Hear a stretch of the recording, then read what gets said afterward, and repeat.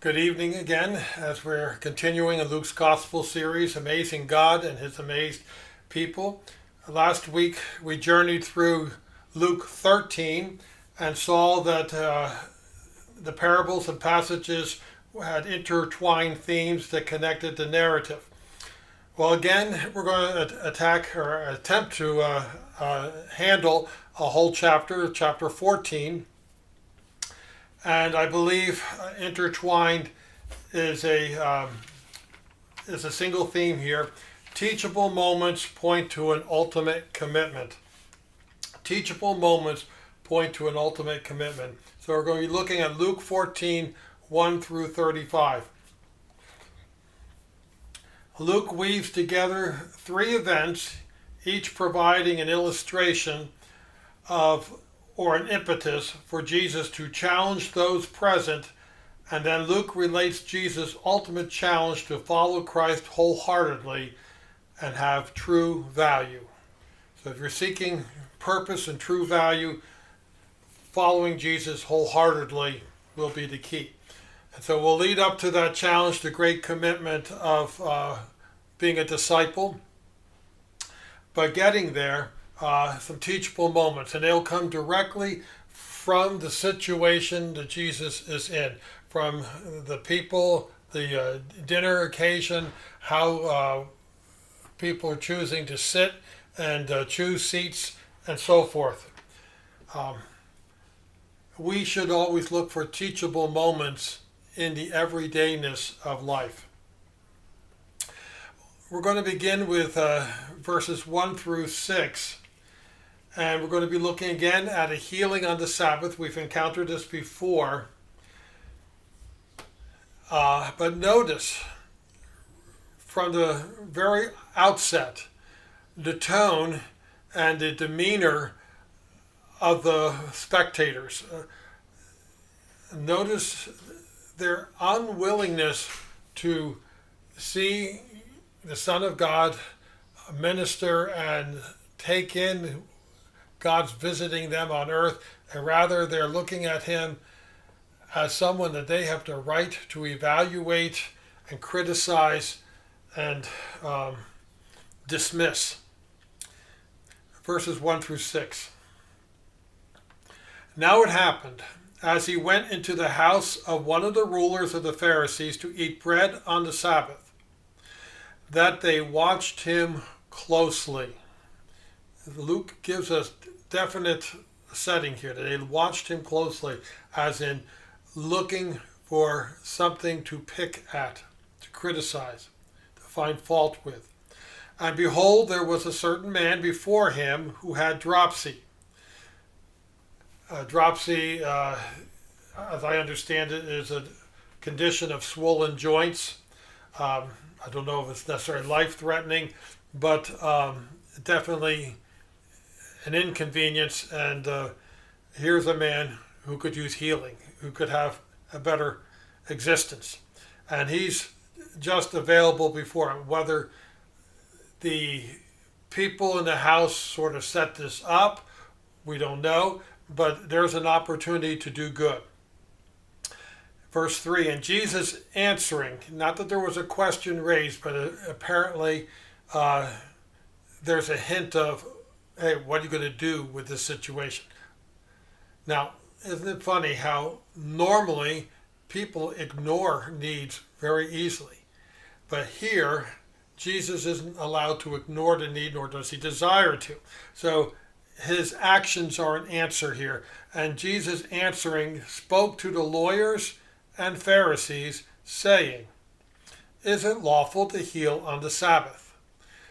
It's almost like we're playing Jeopardy, where you answer with a question, and he is speaking to the lawyers and Pharisees and definitely asking the question that's certainly on their mind, that they had rules and regulations of exactly how much exertion you could have on the Sabbath. And so he puts it out there, he speaks it. But they kept silent. Notice their cowardice, okay? Ready to criticize, but when he puts it before them to commit to a point of view, they kept silent. But that doesn't mean Jesus is off the hook or that he keeps silent. He already knows his mind.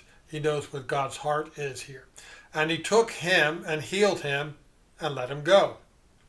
Then he answered. Again, we use the word answered again. He answered them saying, which of you, having a donkey or an ox that has fallen into a pit, will not immediately pull him out on the Sabbath day? And they could not answer him regarding these things. So we have a healing on the Sabbath. Well, what is the real purpose of the rest day? Is it religious restraint, or is it renewal, repair, and regeneration? And Jesus is bringing that immediately to focus.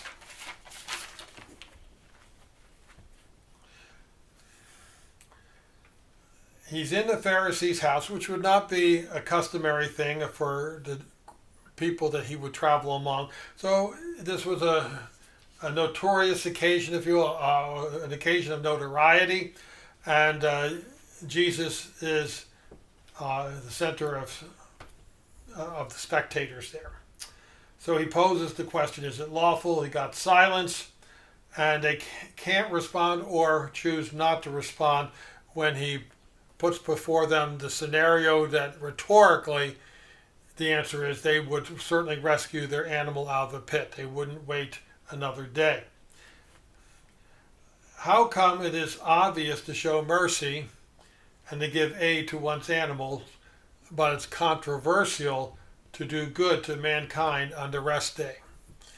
Even nowadays, people like Ray Comfort have approached young people on the streets and posed all sorts of scenarios where you could rescue, should we rescue animals, and so forth. And of course, the immediate response is one of compassion.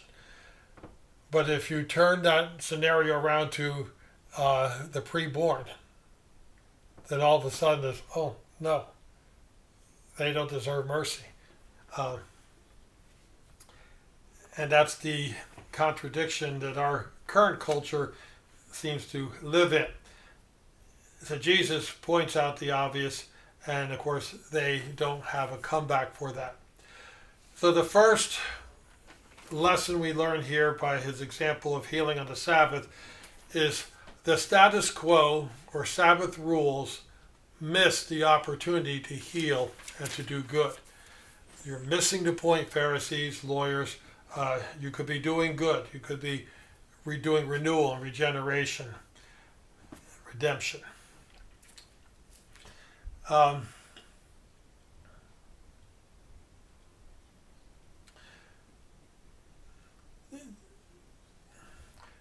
Their rules are not based on biblical principle and are often self-contradictory.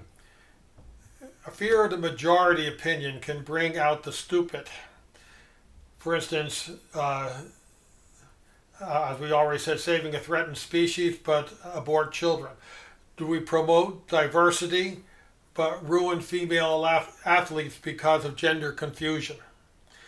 Do we divert funds from policing to social programs and cause retailers to leave a city because of rampant shoplifting and leaving basically deserts of food deserts and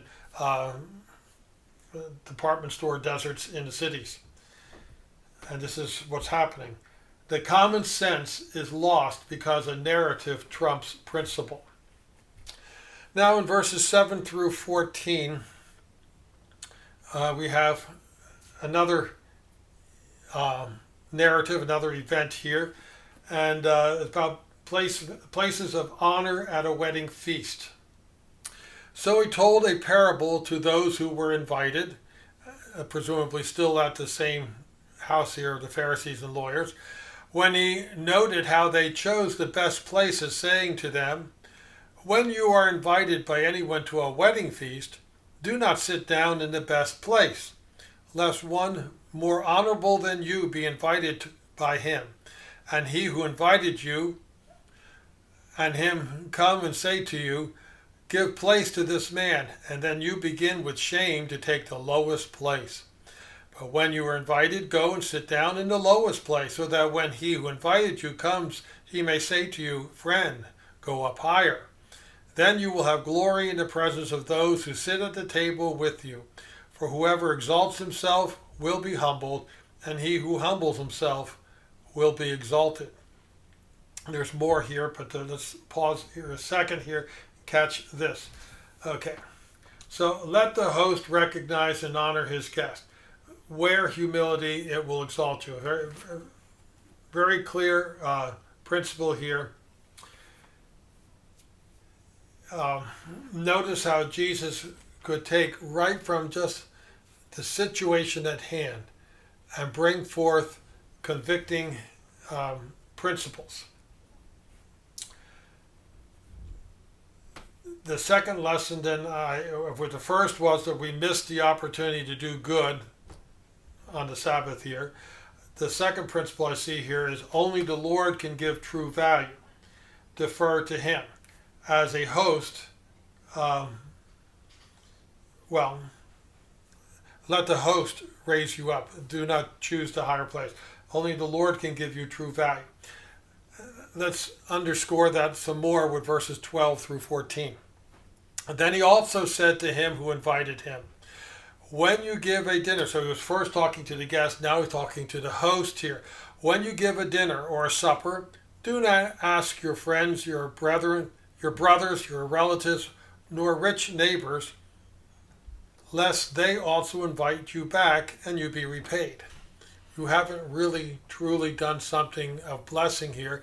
You're just following a social custom, which you'll get your turn to go back.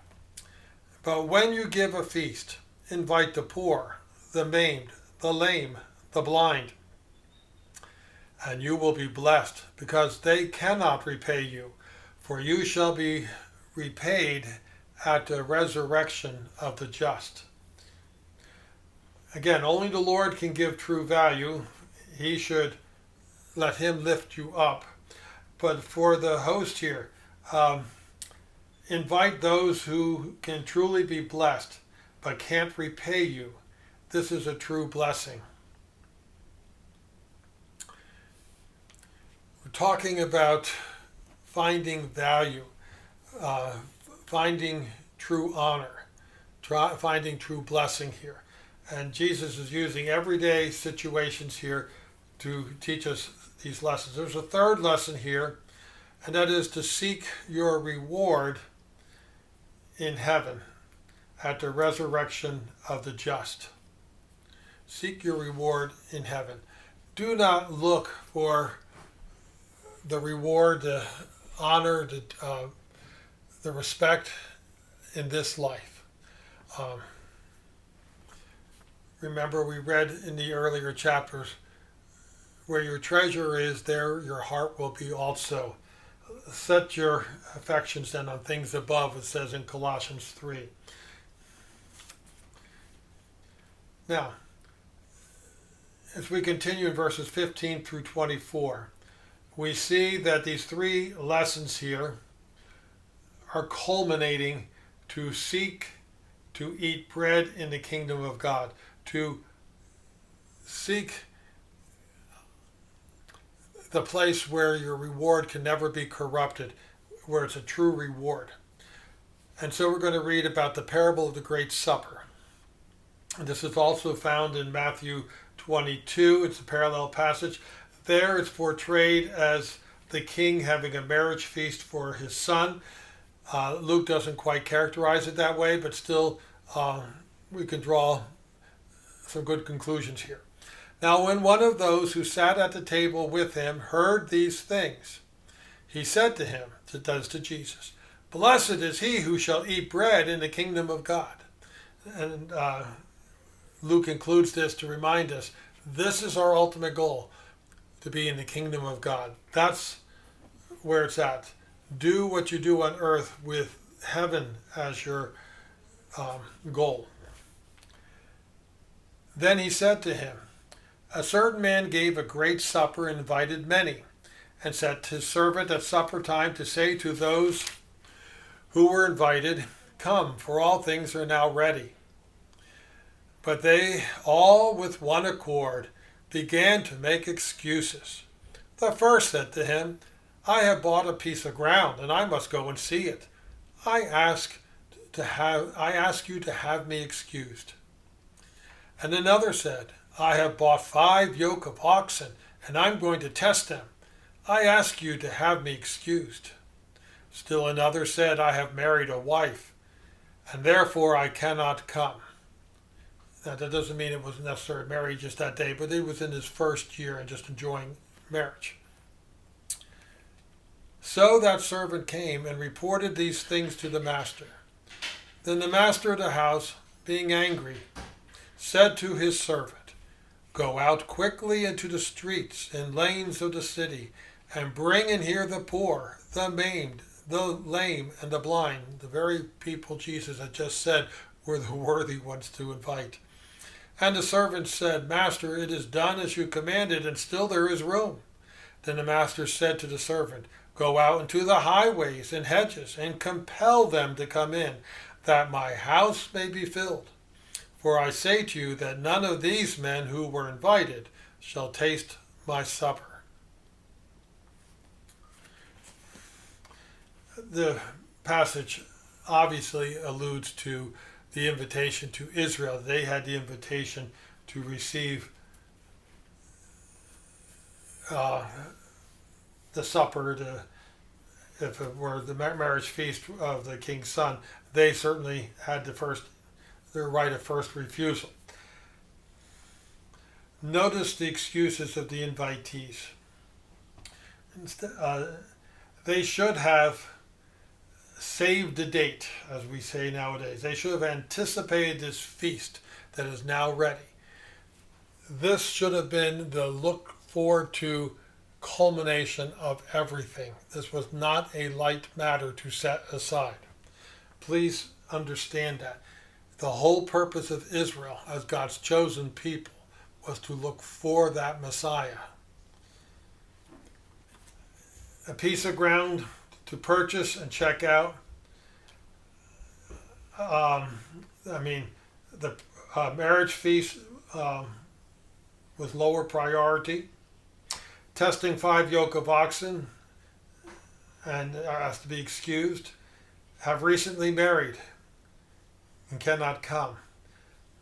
So my business, my schedule, my life are all more important to me than the anticipated feast with the king. My business, my schedule, my life. We need to check ourselves. What do we put as excuses or outright refusal to come? We don't even make an allowance here that, hey, we could table the 5 oxen. We could, the marriage that we are enjoying, take a spouse with us, okay? These were not legitimate excuses, but it showed a priority and a disdain for the invitation.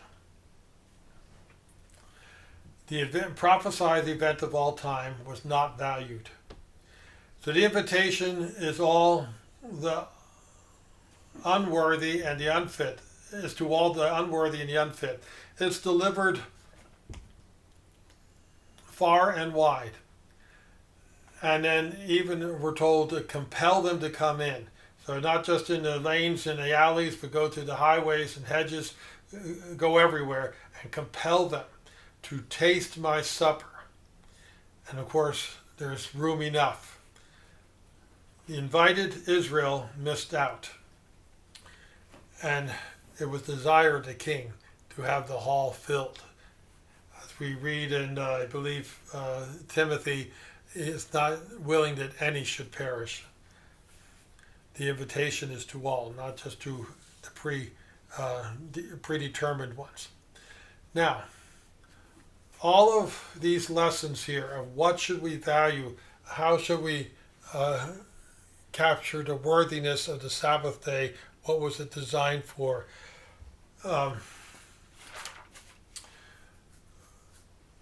What is the true honor as we fellowship with others? What is the true reward that we should seek, and that is in the kingdom, not from on earth from our peers.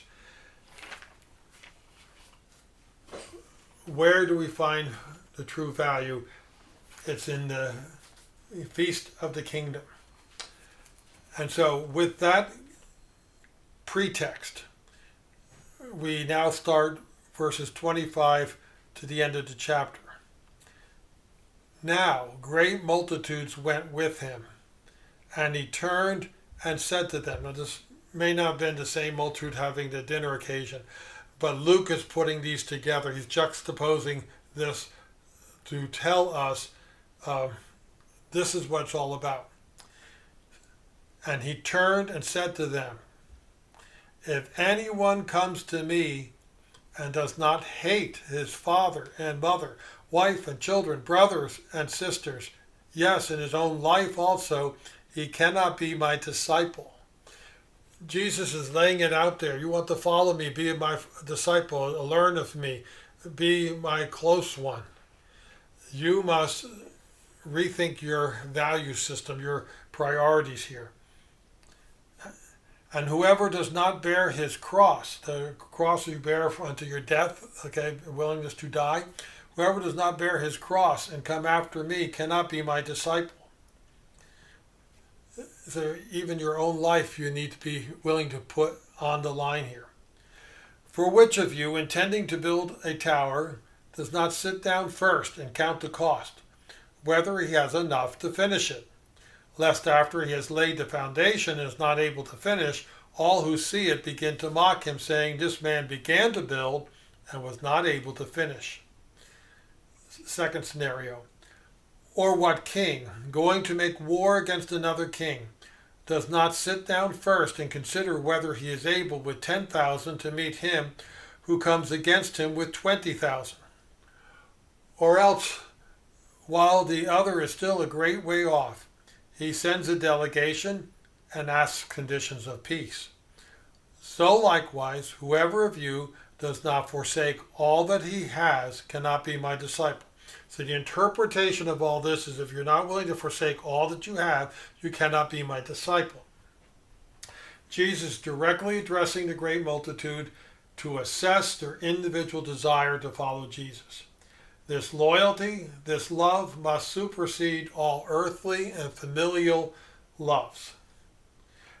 It must be willing to take up the cross, willingness to give the last full measure of one's life. You want your life to count and amount to something great, of lasting value. This would be the idea of building a tower or waging a campaign, a war. You want to succeed at these things, and you find that you don't have what it takes to go beyond the foundation and finish the building. That's sort of a disgrace, okay? Perhaps you have seen incomplete structures and then the stories and rumors go about that. If you're going to wage a campaign and you realize you don't have the resource to have victory, then you better negotiate peace. Now, this is not trying to say the campaign against the sin, we can't win, so we should just give in and find peace with the devil. That's not what it's saying here at all.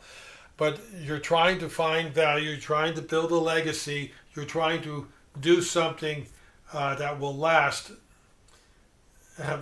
be great.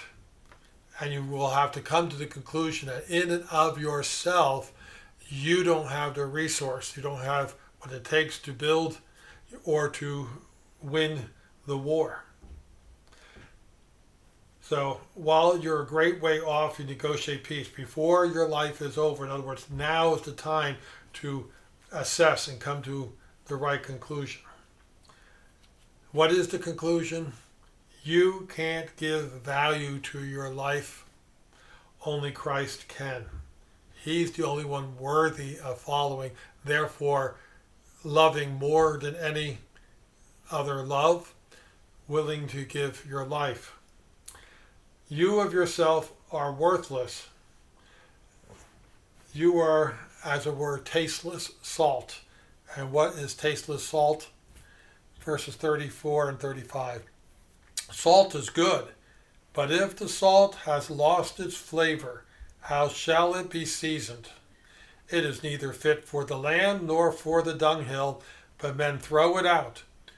He who has ears to hear, let him hear. Please get this, okay? If you want value, you want something that lasts, only Christ can give that. Be a follower of Christ. We of ourselves are insufficient. We think that we can give ourselves honor by the right placement at a public affair, a dinner. We think that by following a set of rules and traditions that perhaps mankind has fashioned, that we'll have justification. We think that we do good things and invite others to enjoy our good dinner, our plenty, but we only invite those who could do likewise and invite us back. We haven't really accomplished anything at all. We haven't sacrificed and done for those who can do nothing. As Jesus has pointed out to us how far we fall below his standard here, let us then realize that we want to be children of the kingdom. We want to look forward to being in the kingdom, to be in heaven, to be joint heir with Christ. And so the call then is for full and complete discipleship. Remember, anything less is like salt that no longer has taste and is totally useless. There is really no in between. There is no compromise. There is no riding a fence on this. Jesus makes it quite clear. If you want value, it's in him. You have lost nothing by giving your all, because then your all truly gains value. All right, I appreciate those who are listening with me, and the series was originally meant to be like a Wednesday night thing, but many of you choose different times to listen, and that's fine. But I do have a prayer request. Even today, as we came back from a doctor's appointment for scans that my wife had taken for a month of fever and fatigue, and what we thought was hyperparathyroidism turns out to be cancer of the thyroid. And so we would covet your prayers as we now enter into, last year we dealt with a brain tumor in December, and here it's end of July, and we're looking at a prognosis of cancer, hopefully treatable. We're going to do a biopsy in the next day or so and try to fast track procedures here, but we're in for quite a round of seeing God's mighty hand displayed. So I covet your prayers in that regard. Thank you and good night.